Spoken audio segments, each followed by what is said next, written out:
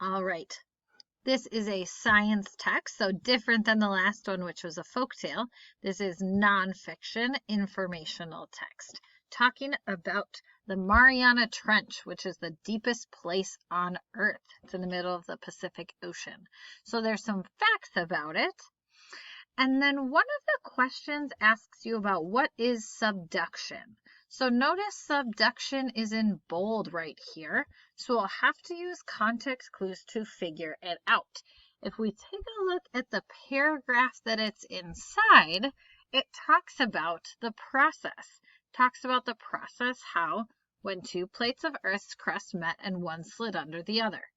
This process, meaning what it just told you in the previous sentence, is called subduction. So sometimes that's how informational text will define words. They'll actually tell you what it is. And it can look like they might tell you subduction is, and then describe it. In this case, they described it first and then gave you the definition for what that, or the term that described. Okay, but always make sure you look around a word you don't know. And sometimes, especially in an informational text, it may actually say like, da da da da da, this is that word. Or this word is blah blah blah. So always look around and see if that can help you.